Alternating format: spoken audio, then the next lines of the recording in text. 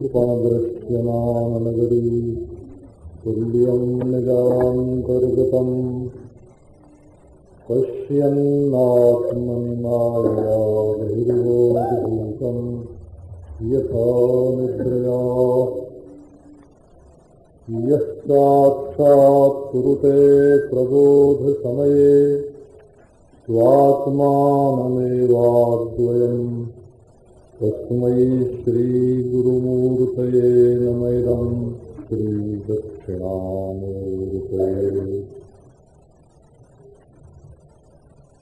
इच्छा सर्वागमानां निखिलजनमनः पावनीकापुदीक्षा स्वस्था सर्वात्मदृष्टिर्निरवधिकरुणा किं नु वात्सल्यवृष्टिः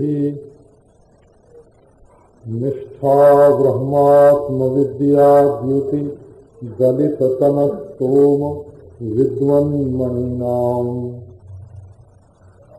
श्रीपूर्णानन्दतीर्थो जगति विजयते सत्प्रतिष्ठायतीनाम् ॐ जन्माद्यस्य जतोऽन्वयादितरतश्च स्वभिज्ञः स्वराट् तेने ब्रह्महृदाजयादिकवये मुह्यन्ति यत्सूरयः तेजो वारिमृदां यथा विनिमयो यत्र त्रिसर्गो मृषा धाम्ना स्वेन सदा निरस्तकुहकम् सत्यं परं धीमहि। ओम नमः श्री परमहंसास्वादित चरण कमल चिन्मकरंदाय भक्तजनमानस निवासाय श्रीमद् रामचंद्राय ओम।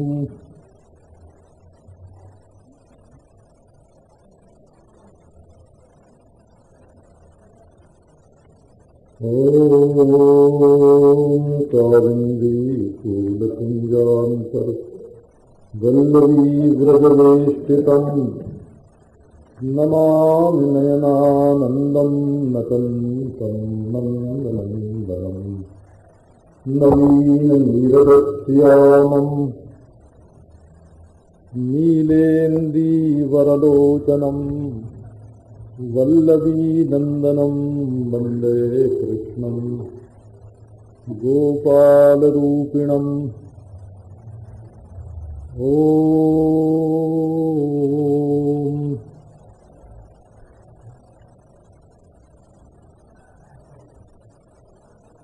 भगवान श्री कृष्ण पूरी तैयारी के साथ द्वारका के लिए चल पड़े थे। बाजे गाजे रथ सब, पर कुंती ने कहा कि अभी आप मत जाइए।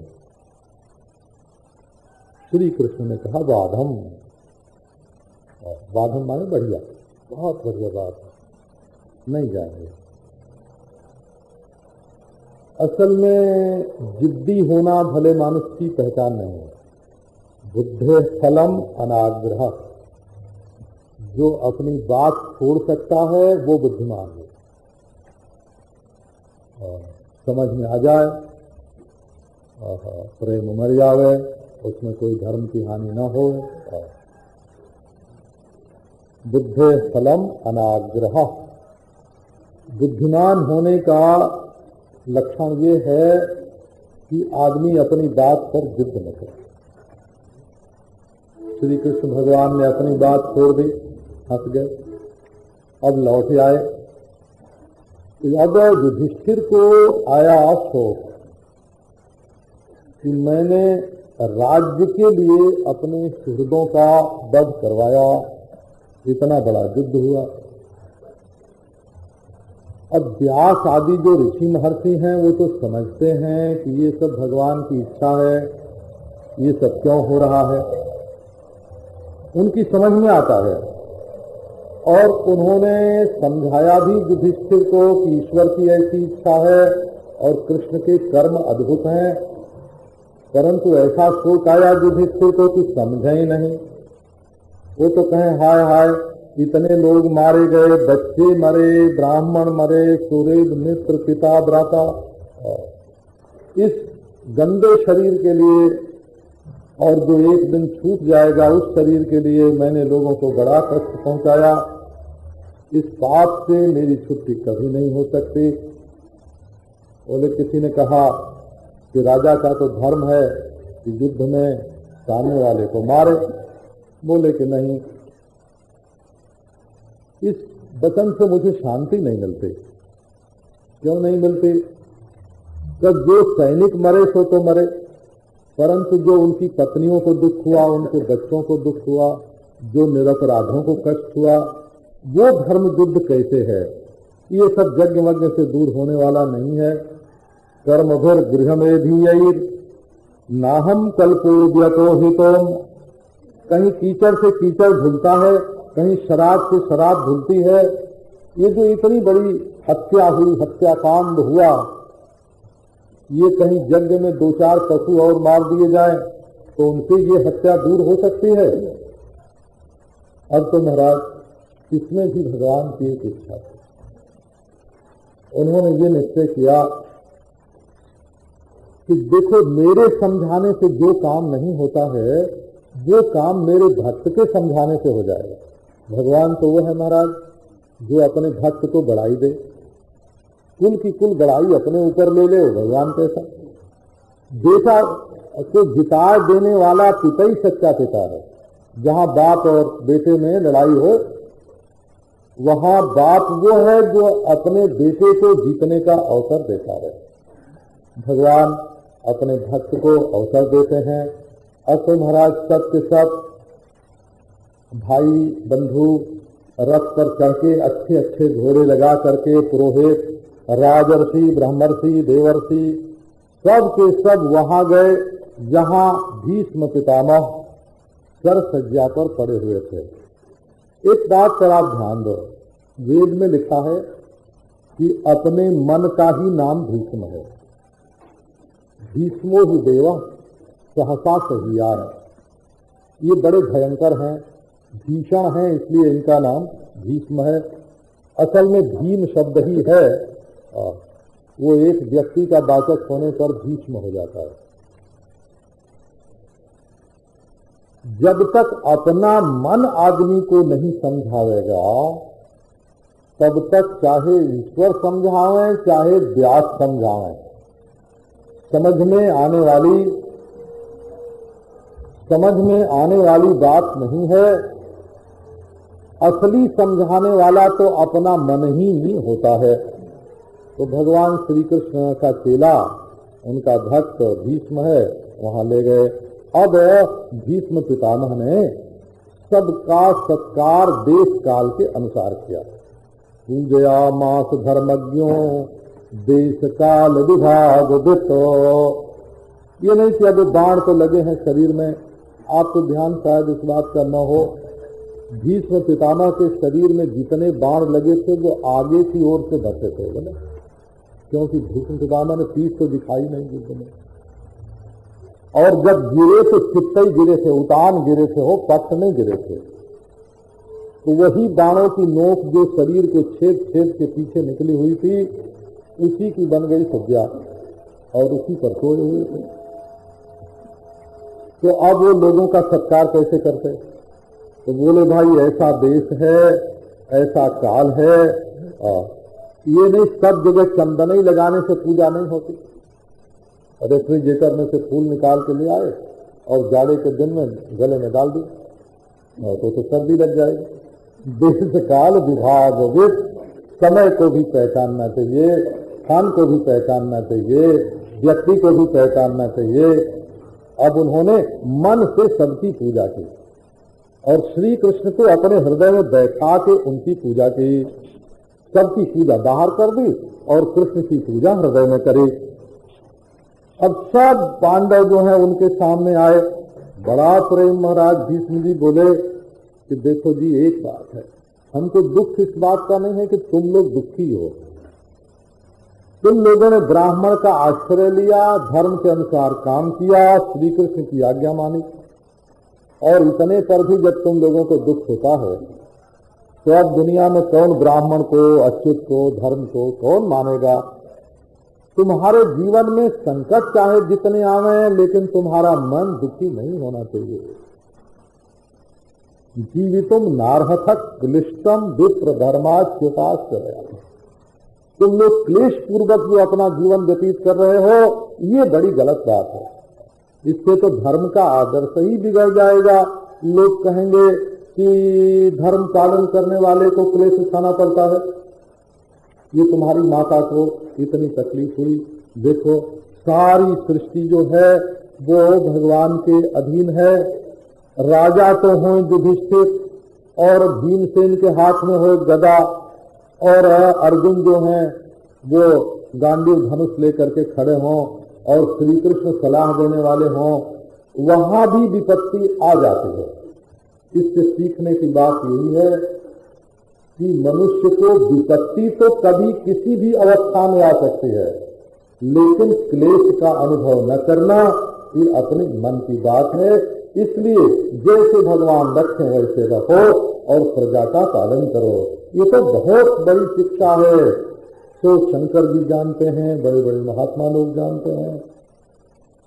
देखो तुमने तो श्री कृष्ण को अपना ममेरा भाई समझकर, दोस्त मित्र समझकर, सुहृतम समझकर कभी सचिव बना लिया, तो कभी दूत बना लिया, तो कभी सारथी बना लिया, लेकिन भगवान इन कामों को कुछ बुरा नहीं समझते हैं, क्योंकि वो जानते हैं कि सब एक ही है, सब नहीं है। काम छोटा बड़ा नहीं होता। ये नहीं कि ये मेरी योग्यता के अनुरूप नहीं है। और अपना बाल बनाते हैं तो नाई का काम करते हैं कि नहीं? अपना पांव धोते हैं तो दास का काम करते हैं कि नहीं? और स्वयं आप दस्त लेते हैं तब सोचो तो आदमी क्या समझता है कि हम अपने शरीर का काम करते हैं तो बहुत बड़े हैं, और दूसरे के शरीर का कभी काम करना पड़ जाए तो हम छोटे हो जाएं। इससे बढ़ के अविचार पूर्ण, अविवेक पूर्ण बात और हो ही क्या सकती है। देखो न श्री कृष्ण की लीला कि कृपा करके हमें मरने के समय दर्शन देने के लिए आए हैं। मैं इनके पास नहीं जा सकता, तो ये खुद मेरे पास आ गए। इनमें मन लगा दो, इनका नाम ले लो, काम कर्म से मुक्त हो जाओगे। अच्छा प्रभु आ गए हो तो अब प्रतीक्षा करो, इंतजार करो जब तक मैं शरीर न छोड़ूं, यहाँ से जाना मत। एक बात है, मुस्कुराते रहना। प्रसन्न वक्त्रो, जैसे प्रसन्न हासा अरुण कंजलो, अरुण लोचनोल लसन मुखाम्बुजो, ध्यान पथक चतुर्भुजा। मुखारविंद पर हंसी बनी रहे, प्रसन्न रहो, आंखों में अनुराग की लाली दिखे और मुखारविंद खिला रहे, ऐसे हमारे सामने रहना। ये महाराज भक्तों को सब अधिकार होता है। प्रेमी लोग अपने प्रियतम को कह दें कि नाचो तो नाचेगा, कहें गाओ तो गावेगा, आकर बजाओ तो बजावेगा। प्रेम में प्रेम होता है, अधिकार नहीं। जहां अधिकार की शर्त लगी है वहां प्रेम होता ही नहीं। अब एक विलक्षण बात इस प्रसंग में ये आई है, ये लोग कहते हैं ना, आजकल के बाबू लोग कहते हैं कि देखो ईसाई धर्म में एक खुदा है और एक 7वें दिन सब लोग जाके प्रार्थना कर लें, एक ही बात है। मुसलमान धर्म में एक ही कलमा, एक ही किताब कुरान, एक ही खुदा, एक ही पैगंबर। ये हिंदू धर्म में तो ऐसी गड़बड़ लग गई महाराज कि कौन देवता, कौन आचार, कौन किताब, कुछ निश्चय नहीं होता। तो बाबू लोग समझते हैं कि हिंदू धर्म की कमजोरी है। ये कमजोरी नहीं है, ये वैदिक धर्म की पूर्णता है। कैसे पूर्णता है, यहाँ बात कही हुई है भला पुस्तक में।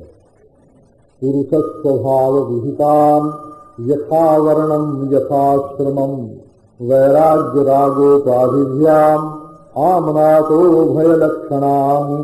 देखो जितने जितने मनुष्य हैं उनके स्वभाव अलग अलग हैं। तो धर्म ऐसा होना चाहिए जो उनके स्वभाव के साथ फिट बैठे और पकड़ के ऊपर ले जाए।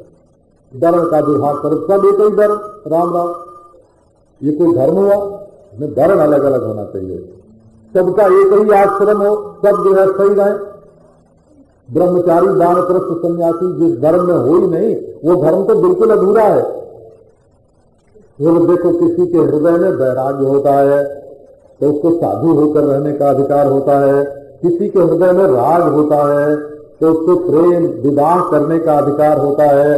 तो सबके लिए धर्म उसकी योग्यता के अनुसार होना चाहिए। धर्म ईश्वर की ओर से किसी पर लादा नहीं जाता, ईश्वर तो सबके लिए समान है। अंतःकरण की ओर से देखकर धर्म का निश्चय होता है। इसका एक अर्थ ये भी है कि ये धर्म अध्यारोपित होते हैं, ये धर्म आधेय होते हैं। एक अवस्था ऐसी आती है जब इनसे छुट्टी पाली जाती है। यदि ये अध्यारोप और आधेय न हो, बाहर से डाले हुए न हो, तो वो दिन जीवन में कभी आवेगा ही नहीं कि इनको निकाला जा सके। मुक्ति कैसे होगी, छोड़ेंगे कैसे? तो ये धर्म की जो है ये पद्धति है। सब भीष्म पितामह ने धर्म, और ये भी क्या धर्म ही धर्म, धर्म ही धर्म, अर्थ भी तो चाहिए ना। अर्थ से माने धन से लौकिक सुख मिलता है और भोग प्राप्त होता है। तो असल में धन पुरुषार्थ नहीं है, पुरुषार्थ है भोग सुख। काम पुरुषार्थ सच्चा पुरुषार्थ है और धन उसका साधन है, गौण है। यदि सुख भोग में साधन है तब धन पुरुषार्थ है, नहीं तो धन का इकट्ठा करके ऊँट कर ला दो, भैंसे कर ला दो, बैल कर ला दो, उनको विचारों को क्या मजा आएगा अगर धन सिर्फ बोझ ही लादने के लिए है। तो धन है लौकिक सुख के लिए, लेकिन धन से भी संतोष नहीं होता और भोग से तृप्ति नहीं होती, तो उनको कायदे में बांधने के लिए धर्म है। अब वो धर्म जब बीच में आ जाता है तो अर्थ और काम को भी मोक्ष का साधन बना देता है। तो मोक्ष जो है वो परमार्थ सुख है और काम जो है वो लौकिक सुख है, और परमार्थ सुख मोक्ष का साधन धर्म है, अर्थ और काम का नियंत्रण धर्म में है, और लौकिक सुख काम है और उसका साधन अर्थ है। इस तरह से परमार्थ सुख मोक्ष, लौकिक सुख काम, लौकिक सुख का मुख्य साधन अर्थ और परमार्थ सुख का मुख्य साधन धर्म, और धर्म लोक में नियंत्रण करता, ब्रेक लगाता है। जिंदगी की मोटर चल रही है, ये पैसा कमाने में ज्यादा गड़बड़ा न जाए तो धर्म रोक लगाता है, भोग करने में ज्यादा गड़बड़ा न जाए तो धर्म रोक लगाता है। महाराज इस तरह से भीष्म पितामह ने पांडवों को धर्म का उपदेश किया। दान धर्म, राज धर्म, मोक्ष धर्म, स्त्री धर्म, भगवत धर्म, संक्षेप में भी और विस्तार से भी। महाभारत की ये रीति है कि पहले कोई बात थोड़े में कह दी जाती, पहले उसका सारे व्याख्यान का कोई 5-4 श्लोकों में पहले सार दे देते हैं और उसके बाद विस्तार करके उसको 100 श्लोकों में समझाते हैं। ये महाभारत की शैली है। महाभारत जैसा ग्रंथ दुनिया में और कोई बना नहीं हो, समझ में ना आता हो तो इसको समझना चाहिए, वो बात तो दूसरी। अब महाराज इसके बाद वाणी उन्होंने रोक ली, मन को भगवान में लगाया। वो पीताम्बरधारी चतुर्भुज सामने खड़े, खुली आंखें। अब तो उनके मन से सब वासना निकल गई और जो दर्द था ना वो सब का सब दूर हो गया। और मरते समय भीष्म पितामह ने भगवान की स्तुति की। इतिमति रूप कल्पिता वितृष्णा भगवती शाश्वत पुंगवे विभूमि स्वसुखमुपगते क्वचिद विहर्तुम प्रकृतिमुपेयुषी यद्भवत् प्रवाह। बोले महाराज, जैसे कोई लड़की पालता है वैसे मैंने अपनी बुद्धि पाली है जिंदगी भर में, इसको वितृष्णा बनाया है। इसमें दुनिया की वस्तुओं की प्यास न रहे ऐसी मैंने अपनी बुद्धि बनाई है और पाली है। और अब महाराज ये आपके चरणों में अर्पित है, ये हो गया कन्यादान। इतिमति रूप कल्पिता वितृष्णा। अब आप हमारी इस बुद्धि के साथ विहार कीजिए।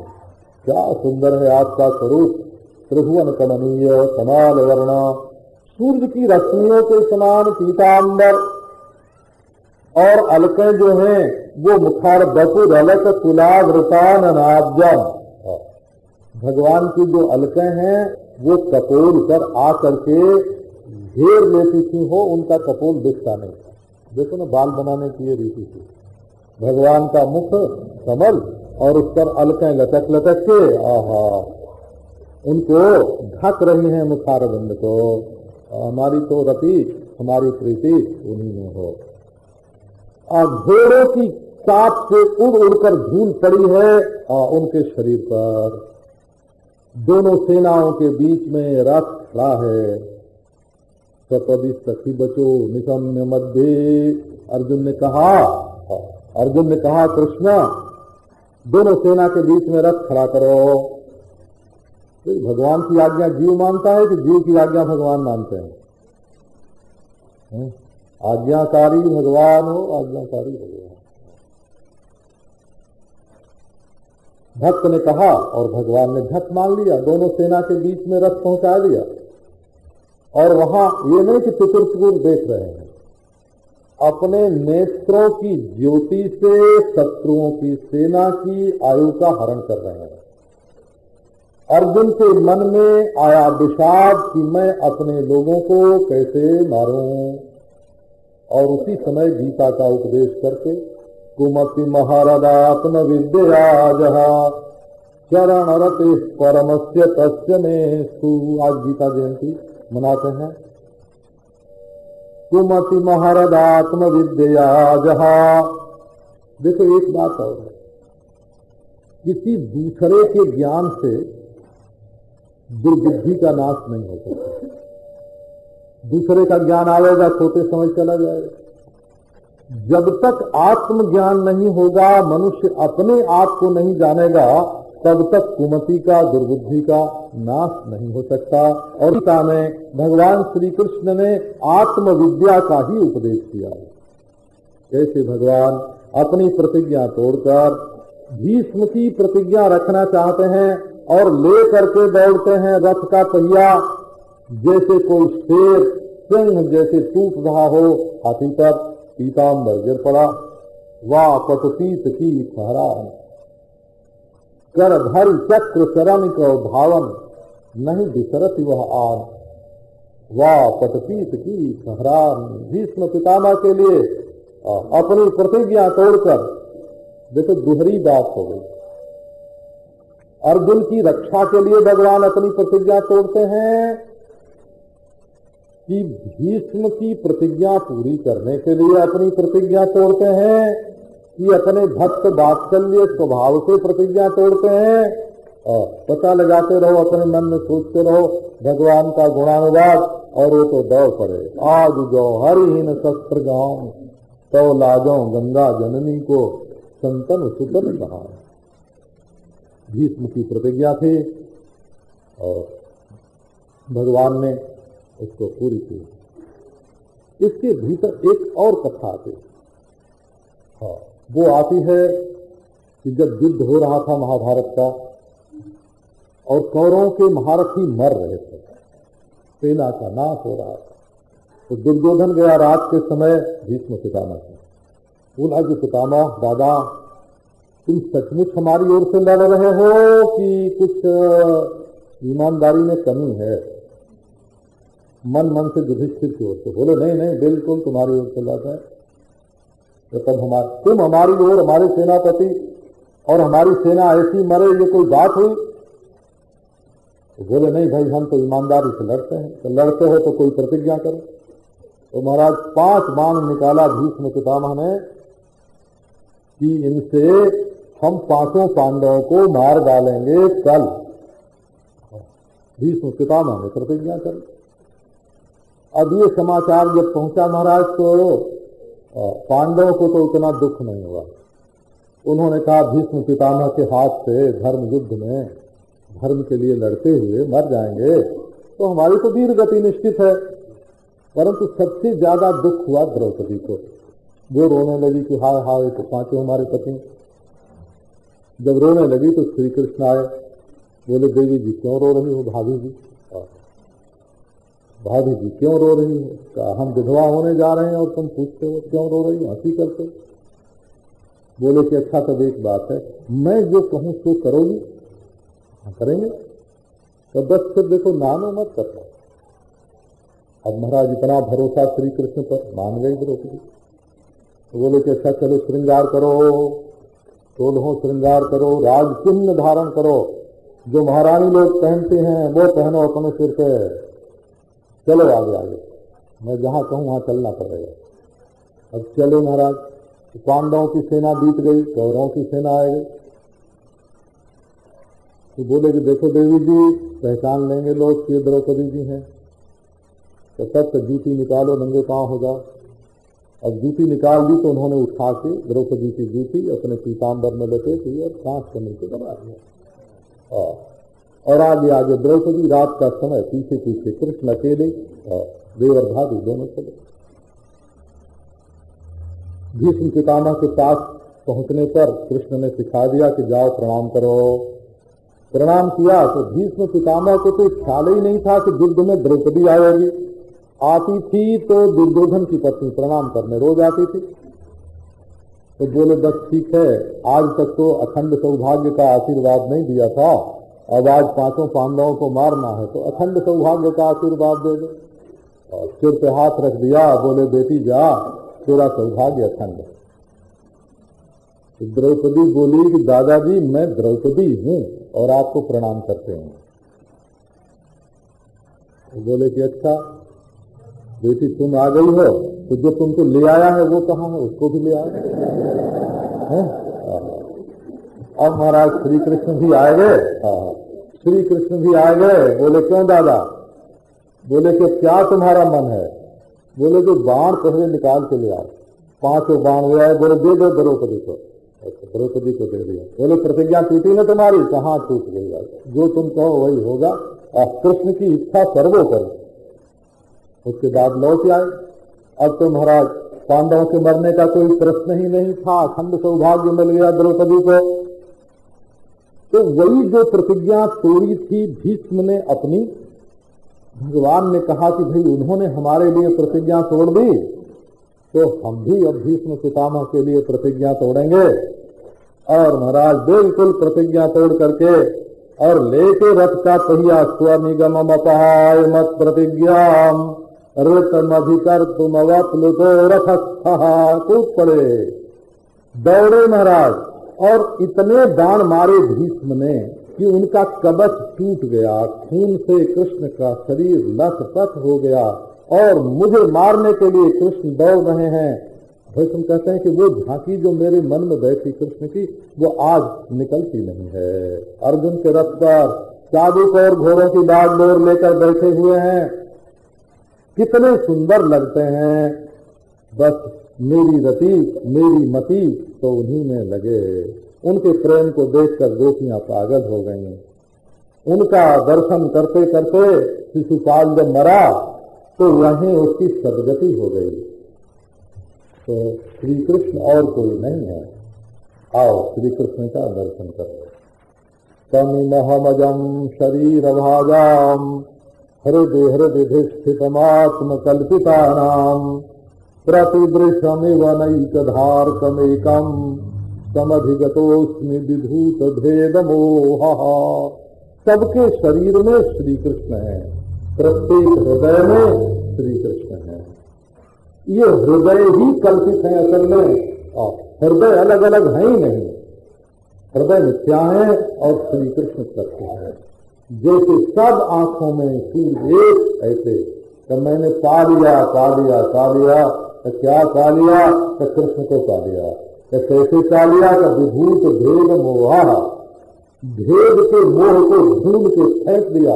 वो तो उड़ गया रील की तरह भेद कहीं और हम और कृष्ण एक हो गए। अब तो महाराज अंतस्वास उपारमत श्री कृष्ण के प्राण निकले नहीं।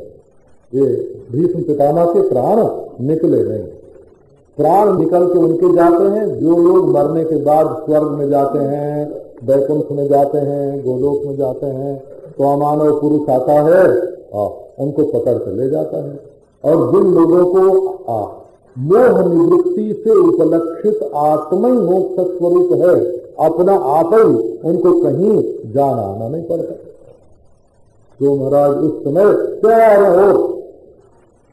चारों ओर जो है वो बाजे बजने लगे, निष्कल ब्रह्म से एक हो गए, फूलों की वर्षा हुई और फिर सब लोग श्री कृष्ण का नाम लेने लगे कि देखो इनकी वजह से क्या आनंददायक मृत्यु हुई है, भीष्म पितामह की मृत्यु ही मंगलमयी हो गई। अब जाकर के फिर सब लोगों को समझाया बुझाया, भीष्म पितामह के उपदेश से युधिष्ठिर का जो अज्ञान था वो दूर हो गया, धर्म के अनुसार वो राज्य करने लगे। शौनक ने पूछा कि इसके बाद युधिष्ठिर ने क्या किया, तो बोले कि अब तो विभूत प्रवृत्त विज्ञान विभूत विभ्रमा, विज्ञान की प्रवृत्ति हुई, भ्रम की निवृत्ति हो गई। ज्ञान होने से मनुष्य छोड़ छाड़ के संसार से भाग जाए ये नहीं है। जिसके अंतःकरण में स्वाभाविक वैराग्य है वो सन्यासी हो सकता है, लेकिन जिसके हृदय में स्वाभाविक वैराग्य नहीं है वो संपूर्ण राज्य का शासन कर सकता है। अब तो महाराज उनके राज्य में जितनी जरूरत होती उतनी वर्षा होती, धरती में से जो चाहिए जितना रत्न अन्न वो उतना पैदा होता, गायों के थन से दूध निकलता, सब ज्यों का त्यों ठीक, आदि व्याधि सब मिट गई। बहुत दिनों तक भगवान वहां रहे। फिर उसके बाद सबसे विदा लेकर के अनुमति लेकर के द्वारका के लिए रवाना हुए। उस समय लोगों की आंख में आंसू आ रहे थे, परंतु सबने बड़े प्रेम से महाराज आंसू रोक लिया। क्यों का हमारे प्रियतम श्री कृष्ण जा रहे हैं परदेश, असगुन न हो जाए इनकी यात्रा में, इसलिए रोना नहीं।